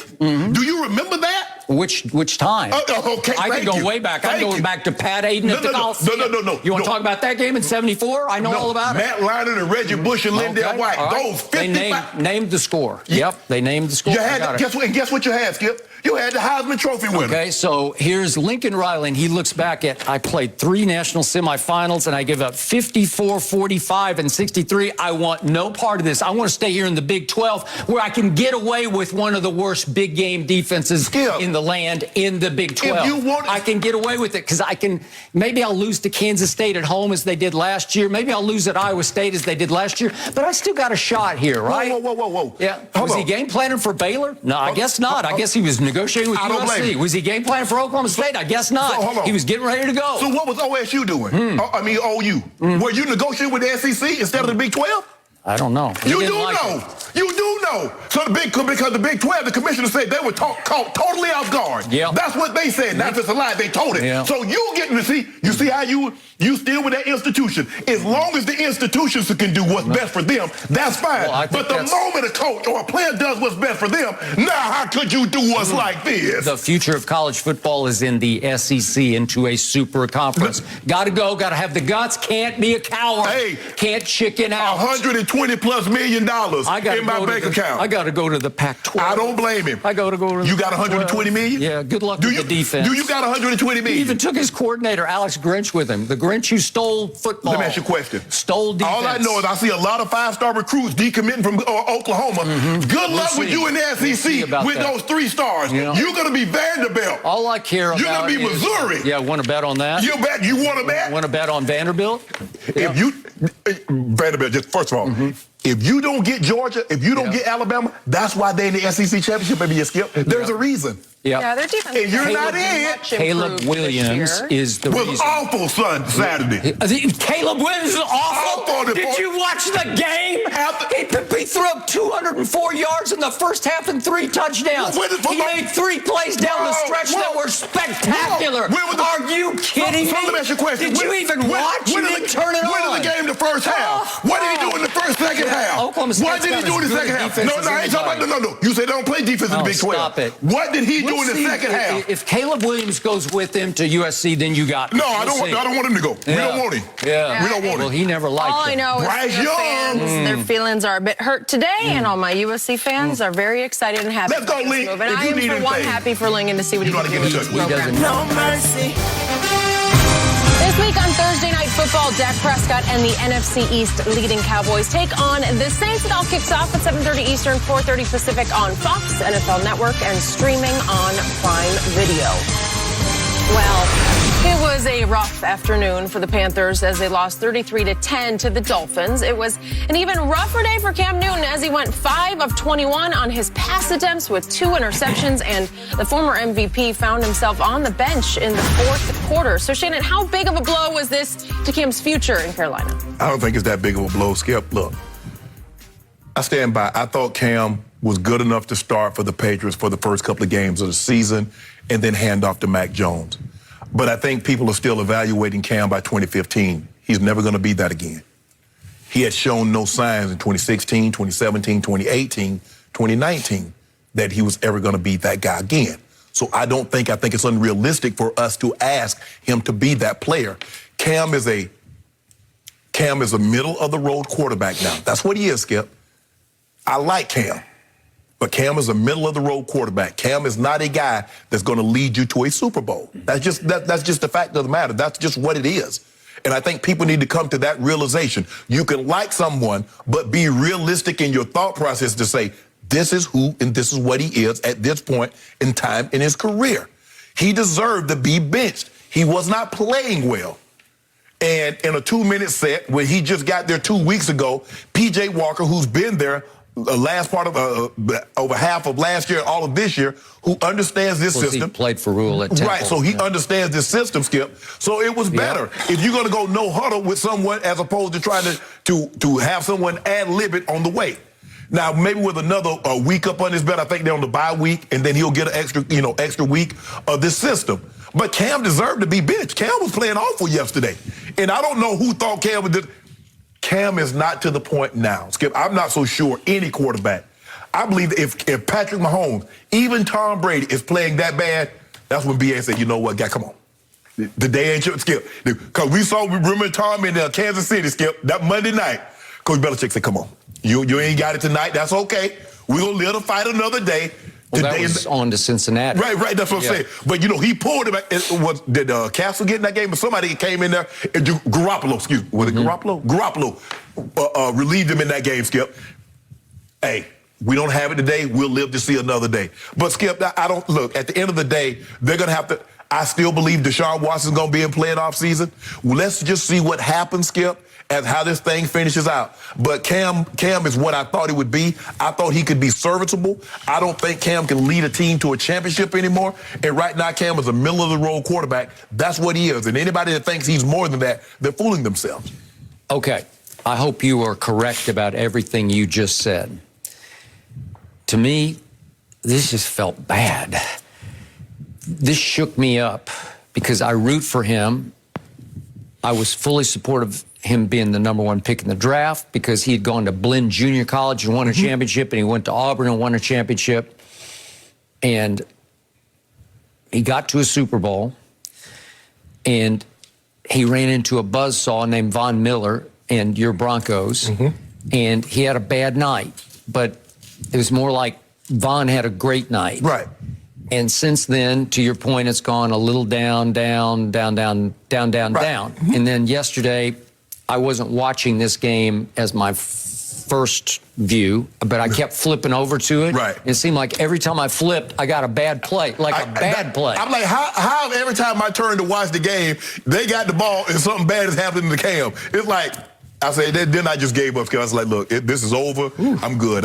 I'm moving on to another game. So 5 of 21 was the worst completion percentage for any MVP ever in his career. Yeah. Because it just would be. Right. It's just hard to be that bad. But that's what he's up against, Skip, because guess what? Every time he walks on the field, what is he? a former MVP. If Colt McCoy does this, if Chase Daniel does this, if one of these other guys, Skip, that's been a starter at some point in time, but have never had that kind of resume, it's not a problem. But Cam Newton is a former MVP, and you address him, that's what he comes to the table with. Former MVP Cam Newton was 5 of 21. No other former MVP has ever had a worse completion percentage. So we saw Cam step in his first game and get to run those 2 plays for touchdowns. And then in the second game, he played well. He played very well. And after the touchdown he ran for, he took the football and ran all the way to the logo and slammed it down and again yelled, "I am back." And I thought, fire up the fairy tale, here we go. And I thought they will take off down the stretch. And I figured because he's beaten Tom Brady twice, he's 2-0 against Brady. I thought 2 of those last 3 games, remember, it's the Bucs finish at Carolina and then Jets and then Carolina comes home. there. So it's 2 of the last 3. And I thought maybe Cam's going up in Brady in one of those games. And that was so horrendously bad that I promise you the powers that be, that owner in Carolina and that coach in Carolina, are rethinking the fairy tale. Well, because it saved them from a PR nightmare with Sam Darnold, and it's like, oh, we got Cam back. Well, right? if you needed yesterday, Skip, he said he was back, meaning he was back in the NFL. If Cam thought he was going to be 2015 Cam all over again, that's not happening. No. Skip, you can't have, Skip, when have you ever seen a guy in any sport be a former MVP, have the kind of career that his career seems to be preening down, going downhill, snap back?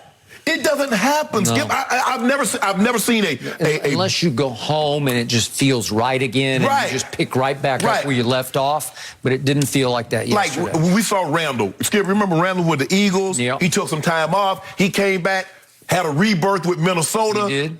But to think Cam is going to be what Cam once was in 2015, I mean, are we delusional, or is that what we really want to happen? Even though we know against our better judgment it's not going to happen, is it because we like happen, or we want to?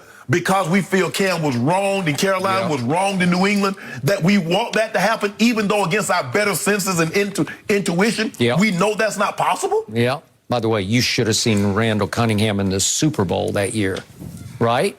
You got it? Oh, yes. Remember the kicker missed the kick? He had made 40 straight. I know. Okay. So I've thought all along that Tepper and Rule want to go big game hunting after the year's over. Whoever's on the market, we don't know. Russell Wilson, Aaron Rodgers, Deshaun Watson. Somebody, whoever comes available, Garoppolo even maybe, that they would say, let's go try that. Oh, even if Cam was playing good, if I get a chance to get one of those guys, I'm moving on from Cam. But if he's playing great, you'd have some second thoughts. Like, maybe we should just stay the course here and go into next year and see if we can just keep on keeping on. But Deshaun Watson will be 26, 27. I understand he has issues. He gets those issues resolved. Okay, boom, we move on. Russell Wilson? You're not taking Russell Wilson over Cam? Yeah, you would. Yeah, absolutely. I would. Even though I might not have Aaron Rodgers, but for 3 years, you're taking Aaron Rodgers for those 3 years over Cam. You would. Okay, which begs the question, if they go in, because you're not going to keep Cam as your backup. I don't think. No, I don't see how you can do that. I don't see how you can do that. Then what happens to Cam? If they say no to Cam, will anybody say yes to him going forward? Well, Skip, he might be entering a market where that's where he is. Yeah. You know, Skip, look. It's like when I was growing up, Skip, we wasn't on the market for a new car.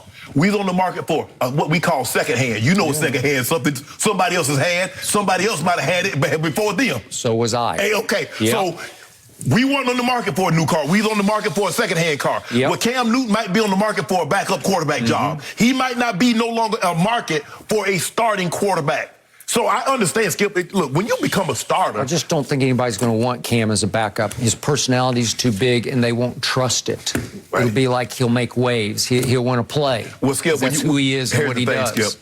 When you're gonna be making as little money as Cam's gonna be making, that's why AB can't make no waves. He ain't making no money. Cam ain't gonna be able to make no waves because he's not gonna be making money. Nobody's gonna give you $12, $14, $15 million to be no backup. Right now, AB's not making any catches because he's not there. He's injured, but I'm saying he understands that where I am in my career, Skip, I can't make any waves. Skip, Cam was half the season was out of the league. at this point, and Cam has never made waves, so I don't expect him to make waves now. But that might be where he is in his career as a backup. And I know no one wants to see themselves as that, Skip. When you've been a starter and had the level of success that he's had, it's hard to digest that. Trust me. Well, they say he's still going to be the starter through the bye week, so maybe he's got some chances to redeem himself. Who they play coming out the bye week? I don't know. I didn't look. I didn't either. But he's going to, Skip. Probably a division game. Can he play worse than what he played yesterday? No. I don't believe he can, Skip. I don't think anybody can. But the thing was, Skip, maybe we put too much into Arizona because we saw the rush touchdown, the pass touchdown, and everybody like, yeah, Cam. And he did play well last week, Skip. He just didn't get it done in the final minutes. And then this performance, this came out of nowhere, Skip. I would have never guessed Cam would play this bad. And remember, Brian Flores has been speaking of buzzsaws, his team in November, December, January in Miami since he's been there is 16-7. So they get it going late, and they got it going now. I won't say no, but Tua looking good, ain't he? Is he? No, I don't know. You tell me. Is it that defense? Don't do that, Skip. So now it's the defense now. No mercy. After being suspended earlier in the week, LeBron received a $15,000 fine for an obscene gesture he did against the Pacers. The NBA league office also warned him about using profanity on the court. So, Shannon, it's not funny. I shouldn't laugh when I'm watching that back. How surprising was this? Well, I'm not surprised about the gesture, Skip. We know certain gestures, the throat slash and those things of that nature, that gesture right there. Well, is that in the same realm as the throat I think they label that obscene. And I think the thing is for the kids. Well, it used to be done routinely. Exactly. Like Eddie House would do it. Eddie House. Sam Cassell started it. He did. So, and I think the NBA is like, okay, enough of this. We try to clean it up. We're in the entertainment. People are bringing their kids there. I'm sure the kids are turning to their dad and their mom and they say, what does that mean? And, you know, parents don't want to have to offer an explanation to what that actually means. So I get that $15,000 fine. Now, Skip, I don't know if they're talking about him cursing during the press conference after the game when he said he was fine. That's bull jive. I think that. I think that because he also did an interview with ESPN and he went on and had some F-bombs. You're right. And so I think they were directed at the league. And I think the league is more upset about directing those comments at the league than per se what he actually said. Yeah. But if LeBron go ahead and say bull jive, it has the same meaning because everybody know we're talking about bull flitters. So Bron, they try to get some of your money back. Don't give them any of that money back, bro. Just tell them next time they want you to do something, it's going to cost them a little extra. But for me, Skip, look, I get it. He was upset, and he cursed on the court when he pointed right here. He was talking about the fan right here. This, you know what, right here. Yeah. So for me, Skip, I get it. I get the league. It's like, look, we're entertainment business. Kids are watching, and kids are listening to everything these superstars play. Let's try to clean it up a little bit. But I don't have a problem with them finding with the gesture. And I think LeBron understands, like, you know what? I wouldn't want someone cursing in front of my kids. I'm gonna clean up a little bit. But they're trying to insert. Well, everybody's saying that LeBron got a pass, and that'd have been anybody else. He'd got suspended 3 or 4 games. So now, every chance they get, they try to slap him on the hand, like, don't do that, LeBron, don't do that. Well, you were shocked they suspended him 1 game. I was. Okay. I was shocked by both the reprimand number 1. The public reprimand. Yes, and the fine for the celebration.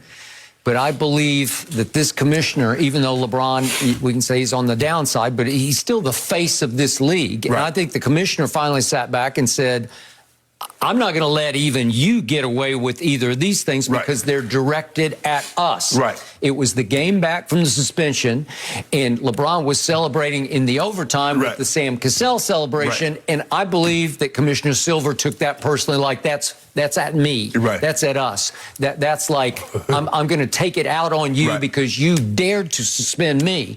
And then in the post-game interviews, the one line I think that really got them was he said, I gave my side of the story, and then they did whatever the F they got to do. Well, when you go F-bomb on whatever we know who they are. The NBA is the commissioner's office. Yep. And he just said, that's enough. So I'm going to publicly reprimand LeBron James for his language. And again, you can accuse me of being an old stick in the mud, but I've told you repeatedly, I have such high regard for LeBron with I Promise and all of his social justice warrior campaigning that he's done. But just routinely in interviews, he'll just drop the SH word or the F word. And it's just beneath his dignity. Like, you're better than, I get it if you're with Maverick and Rich and Shannon. I get it. That's fine. But this is very public, and you are the face, and you are, is he not the #1 role model in sports? So how many parents have had to tell their kids, well, okay, just because LeBron said that, that doesn't mean you can say it in my house. How many fathers have had to say, not on my watch? Well, it should be understood. Yep. I mean, my grandfather cursed all the time. Not one time did I think it was okay for me to say what he had said, or my mom or my uncles. You understand that. But for me, Skip, I get it. The NBA is like, look, we're in the entertainment business. We're a family business. And a lot of time, parents bring their kids. I don't want a parent having to explain that gesture. So I don't have a problem with that. And okay, he's taking a shot at the NBA. So, I gave my side of the story, and then they did what the bleep they wanted to do. They as the NBA commission said, whoa, bro, slow down now. We still the governing body. We still the entity. But if I know LeBron, he is not going to like either the fine or especially the public reprimand. He might come back. He just might. He might drop a couple. Tuesday after the game, they win the game. He'll be like, watch this. just because. Yeah, just because. I agree. Because I thought they would go like Steph Curry. They gave Steph a T, and then he hit a 3-pointer shot. He like, oh, come on, Steph, don't you get a T now? Don't get thrown out. Yep. But he was like, oh, T-Lou, you need to get that time out, bro. You need to get that time out. No mercy. Dallas is planning to get Amari Cooper back for this week's game after missing the past 2 due to COVID protocols. However, according to a new report, Mike McCarthy tested positive for COVID and will be out for their Thursday night matchup against the Saints. Shannon, how much will he be missed? Well, Skip, look, they have a head coach that the D coordinator was a former head coach. I think Callahan is the offensive line coach. Is he still? No. Well, so I assume Dan Quinn will step in and be the head coach. In a situation like this, COVID is nothing to joke about, so I'm not going to make any jokes and talk about, they're going to be better off because hopefully everything works out and he come out on the other side of this COVID diagnosis, Skip, better.